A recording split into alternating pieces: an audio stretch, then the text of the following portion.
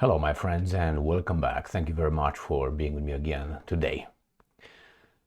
Well, the topic of this video is how Mr. Vitali Klitschko, the current mayor of Kiev, will be eliminated. Not necessarily, killed or anything like that, eliminated from the competition. And why do I make this kind of statements, or at least I come with this thesis? Is because Mr. Klitschko is Ukrainian. Mr. Klitschko has the support of the Ukrainian nation, and I can see a lot of similarities between Klitschko and General Zaluzhny, in contrast with the Ukrainian Zelensky. I will explain why I think that Zelensky will eliminate the competition, which is Vitali Klitschko, as he eliminated and put General Zaluzhny on like a sitting duck in London, either protected or away from competition. This article that I will present here just convinced me to make this little video, and here is the title. Comes from The Independent. Ukraine's next president? ? Vitali Klitschko film explores boxer's journey into politics and war. So Vitali Klitschko, whose footwork was derided even during his reign as a world heavyweight champion, carefully steps past the feet of the dead body, moving into an apartment building obliterated by Russian missiles. The mayor of Kiev, once such a brutal force in the boxing ring, urges those around him to proceed with reverence for the deceased, as they said, Okay, so this scene is one of many in Klitschko, more than a fight, to highlight the duality of the boxer turned politician. Vitali, the older brother of Vladimir, also one of the great heavyweights of their generation, became mayor of Kiev in 2014, right after the coup organized by, I would say, and supported and directed by outside foreign agencies, as Romanian Revolution was also organized by that. So the background is documented in a new Sky TV original directed by Kevin MacDonald.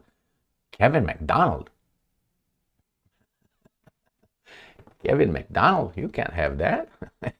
It's not you, isn't it? It's a different Kevin MacDonald, obviously. It's the same freaking name. I'm going to show you. You see over there? Kevin MacDonald? And I guarantee you that's not this Kevin MacDonald. The Culture of Critique, one of my favorite books. I will discuss it in a future video. Now, Vitali Klitschko and Vladimir Klitschko, I think that they are, as a prerequisite, members or are on the payroll of foreign agencies, foreign countries. Do I have any evidence? I don't have any hard evidence to support that, except experience, and we are not baboons. Why? As people sometimes leave the country and get a little scholarship overseas, and then when they come back, doors are open and they shoot up in the government and become president or defense ministers and so on. Where are the cases? If you have some knowledge about that kind of ways, they are promoted and pushed and opened the doors for them by foreign interests. So the same thing is with the Klitschko brothers, who right after 2014, after he was done boxing in Germany, mostly, he just became the mayor of Kiev. Did he prove any political abilities before that? No, but nevertheless, he was elected because he was, I would say, some doors were open, some money were poured in, and there you have like Zelensky and others, money poured in, you get elected.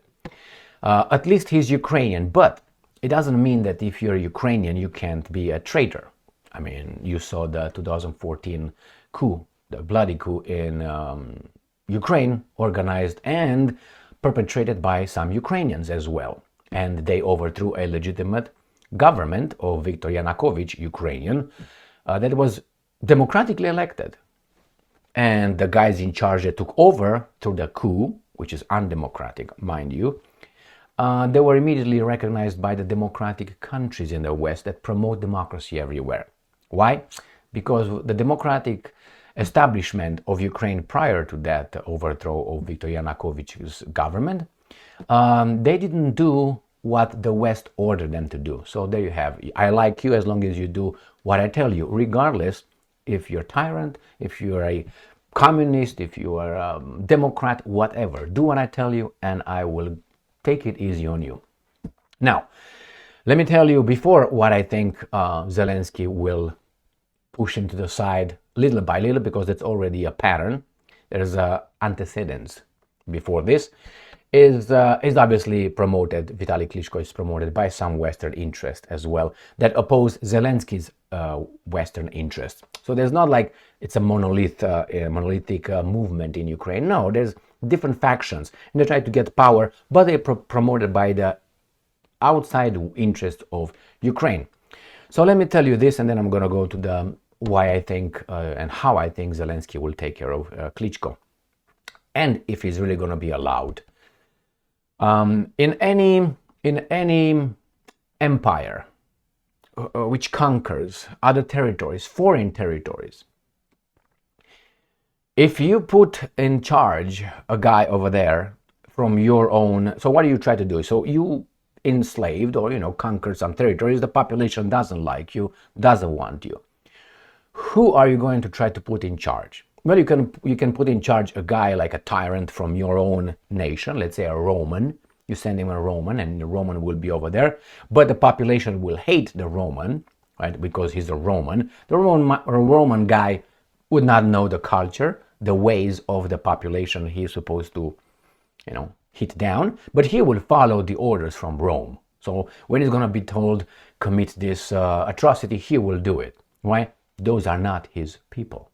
So he's following his people's decision to conquer that people, that nation. So that's one. But wouldn't it be better to get one of the people from inside the conquered territory, from the nation, and put him in charge, that that guy is going to be your loyal servant? Why? Because that guy might hate the population, but he can identify with the population. So part of the population that 100% will hate the Roman will not hate the new guy who you appoint, but he's going to be loyal to you, but he hates the population. So how can you find that? You can find a Ukrainian, or you can find a guy that is not a Ukrainian, but living in that country for, I don't know, maybe a generation, 2, 3. So that guy in charge, hating the, domestic population, the native population, he would follow your orders. Why? Because he's all going to have grievances against the nation that sometimes in the past attacked and massacred his people. So it's easy to take someone from the culture, that he knows the culture, but not be part of the nation, being in charge. He would have no problem in hurting those people that he hates. Let me give you an example, a clear example. Romania. In Romania in the communist times. In the communist times you would have the securitate, you have police, and the military. You would try to put the communists, the guys in charge, which were at the beginning were Soviets. Soviets were the guys from Soviet Union. They were allowed to take over, allowed by the free countries, mind you, take over the Eastern Europe, and they just carved Lebensraum, living space between the West and America, mainly, and then the Soviet Union in the East. They didn't fight, they reached an understanding. The good people with the criminals. And in the middle, it was us, or we. Nevertheless, so what did they do? Many of the appointed police department chiefs or security, commissars were non-Romanians. You know what I mean, non-Romanians? So for instance, I understand, let's put Zelensky in this case. Zelensky is Ukrainian by being in Ukraine, but as a genetic, he's a person whose family was very much discriminated, and pogroms were committed against his people by the Ukrainians in the past, and the Russians and the Germans. So he doesn't really love based on historical events that occurred. So he's good to be a president, won elections, and put around him the same people who are part of the culture. They know the Ukrainian ways. They can identify, like, hey, I'm a Ukrainian, but on the other hand, in their hearts, they have no problem committing anything their bosses from outside tell them to do. The same in Romania. People from other nationalities were positions in, or placed in positions of power in a repressive apparatus, which is security, secret service, secret police, military, and Securitate, obviously. Why? They had no problem to disperse a Romanian population's, let's say, uprising with tanks, if he would receive the orders from someone high above. Why? I don't identify with those guys, and on top of that, I hate those guys because what they did to my ancestors. So you see, when you have other people that can have grievances brought forth against the domestic, the native population, you are good. You are good because you, let's say Zelensky, he knows that those guys will support him 100%, and he has the chance to pay back. Or do you think he cares how many Ukrainians of the Ukrainian nation will be over there fighting the evil Russians based on the animosities, hatred between the two nations, let's put it this way, and love at times? No, he would not care a bit. He might be even celebrating that. Why? Because the same guys did something to his people, let's say in 1940s, when the Wehrmacht advanced. What happened? Well, the Ukrainians took care of, unfortunately, some of his people. And then when the communists from Soviet Union came back and pushed the Wehrmacht back, since Soviet Union was having these commissars in charge, they massacred the Ukrainian collaborators. Remember that one? So either way, who were the Ukrainians? So it's very easy to see why Zelensky has no problem sending his Ukrainians to fight Russians, regardless of how many people might be eliminated, because he is doing something for his own will. And you say, well, I mean, they voted for him. Well, they voted for him. That's true, they voted for him. Who counted the votes? And on top, okay, they voted for him. Who promoted him? Remember that guy, Kolonoscopy? I call him Kolonovsky, whatever his name is, that he imprisoned. He's of the same stock. Another Ukrainian like him, giving the money and others and opening doors for him, and he got elected. Okay, you got elected. Who did this Zelensky appoint around him? Did he appoint Ukrainians? Yet. Why? For the same reason. So he wants to make sure that the people around him will follow his orders for the love of the Ukrainian nation, who or which did what they did in the past to his people. So he appointed Shmihal, another Ukrainian, right? Denis Shmihal as the prime minister. He put Reznikov, Alexei Reznikov, I think it was the name, the former defense minister, another one, who's gone. He's not convicted of anything, not even charged with anything. He was fired for corruption in his department, but he's clean and a victim, as always. And then you have what? You have Yermak. Yermak, you remember who Yermak was? Yermak is still the chief of the president's office of the Ukrainian people. He's also one of those guys. I used to call these guys Zelensky, Shmihal, Reznikov, and Yermak the four little pigs. And then they got outside, they got, what's his name, Reznikov out, and they brought someone else as a defense minister. Another Ukrainian from Crimea. His name is Umerov. Umerov is a Tatar, right? A Tatar. Ukrainian too, right? And then the chief of the military was the only Ukrainian, really, in charge of the military was what? General Valery Zaluzhny. Where is Valery Zaluzhny? He's dead. He's on a dead line right there, dead end. And who was appointed instead of him? A Russian. So you have a Russian in charge of the military. Sirsky is Russian by genetics. Right. He's Russian. The other ones are, the chosen. And then you got the Umerov, the Tatar. These are the guys, the main guys that lead the Ukrainian nation. Now, why are they all these guys? They're not Ukrainians in between. They don't trust the Ukrainians. Why don't you have Romanians over there? Why don't you have, I don't know, Hungarians? There are many minorities who are living in Ukraine at this point. And you have a Russian, a Tatar, and you have three instead of four people that are a minority. But they have a lot of love for the Ukrainians. So now, Zelensky took care of Mr. Zaluzhny, general. He's an appointed ambassador with no power in London. That it means he is under the supervision of the secret services or secret service in control. Who controls them? Zaluzhny. Zaluzhny is in London. Is the same as Napoleon was first sent to Elba, and then and then he came back. The first time, the second time he came back in his casket from St. Helena Island. So the same thing with Zaluzhny. Zaluzhny is over there to be kept alive because there are some interests that want him kept alive. Don't eliminate him, but he has no power. There's no way he's going to return to Ukraine and become Napoleon, taking over the army and say, "Hey, brave French soldiers, my guard, are you going to shoot your emperor?" And everybody was like, "Shit, no." So do you think Zaluzhny will do that? You don't know yet. We don't know yet. Now we have Vitali Klitschko, the second and only. Zaluzhny is gone.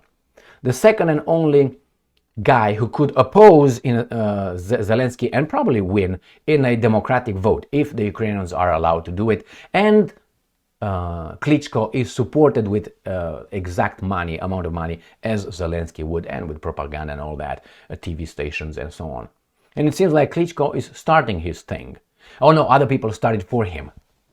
But do you think that Zelensky has a no kill Klitschko order?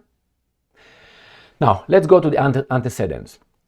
Zelensky tried on 2 times to attach to Klitschko the guilty verdict for 2 attacks on Kiev, if you remember. Zelensky, the little fucker, he also told Klitschko that he's gonna knock Klitschko out. He told him, I covered that in one of my videos or 2. Knock out, not in a real fight, using others. Knock out being out, knock you out.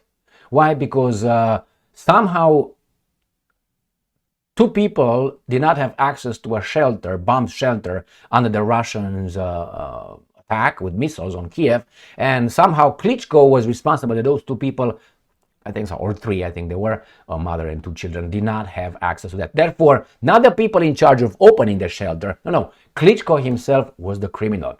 And he collaborates almost, he said, with the enemy. We don't have enough enemies over there. We need collaborators. And I'm going to knock you out. This is what the little guy told the big guy. So that was the last time when Klitschko went back into his hiding, and he kept his mouth shut, and he stayed outside for about 6 months. And now it seems like these guys are pushing him back. How do you think Zelensky will react? I'm not saying that's the way it's going to be, but accidents happen all the time. A fatal accident, mind you. Examples. I give you an example. I give you a sign. I give you like for instance, Scott Ritter, right? He was raided by FBI. That's an example set for others to see. You open your mouth the way we don't like it, we're going to get FBI on you, or IRS, or whatever we want. And we're going to get it legally, because the baboons are baboons, all right? So who makes the laws? The same guys are going to use FBI to go and raid your house and then interrogate you, not interview you, interrogate you, and so on.